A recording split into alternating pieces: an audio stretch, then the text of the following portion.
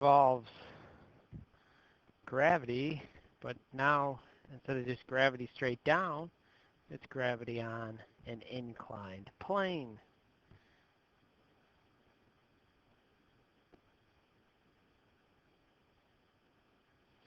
And we're going to still keep it in one dimension because we're just going to keep our dimension right in the direction of the plane. So we could call this x, we could call that y, x going with the plane. That's really not so important at this point, although later when we go to forces, that direction will account for more. But we could find the direction, which we could just call a parallel, actually in the plane. Now gravity, as we know, the acceleration due to gravity acts straight down. So that would account for that vector there. Now on this box that's sitting on an inclined plane, that the plane is angled at some measure theta. So we could take the gravitational acceleration and we can break it up into values that are perpendicular and parallel to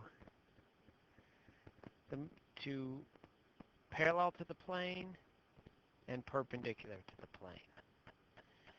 And then that forms a right triangle. Well, how do we find this A parallel in the plane is the question.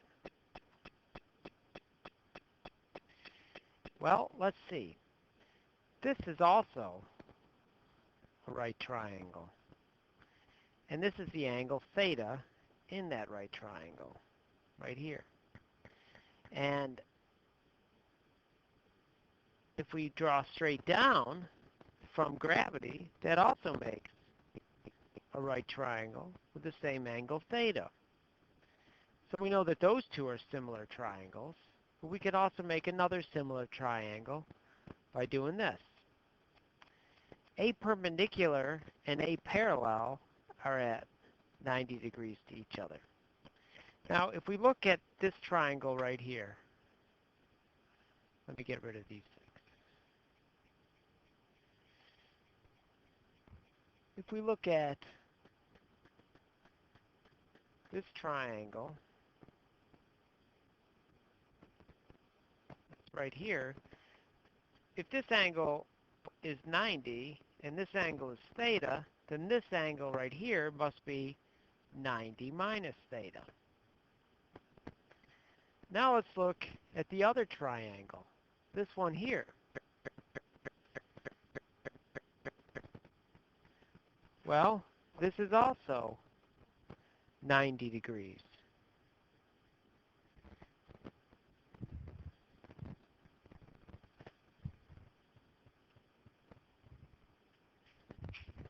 If that's 90 degrees,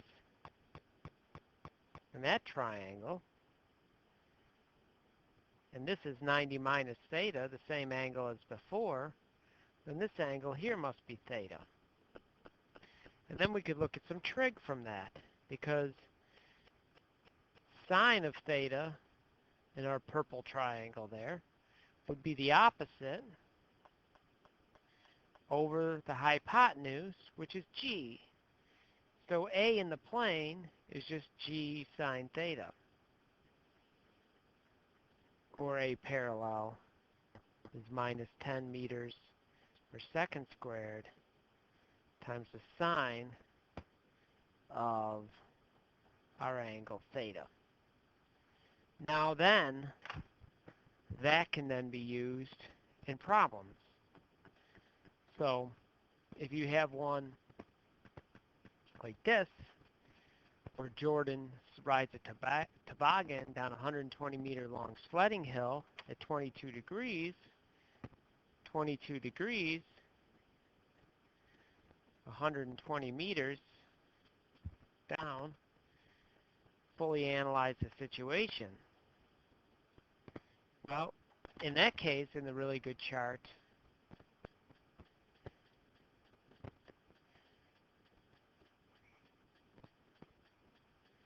simply put in our acceleration, but the acceleration in that part would be minus 10 meters per second squared times the sine of 22 degrees.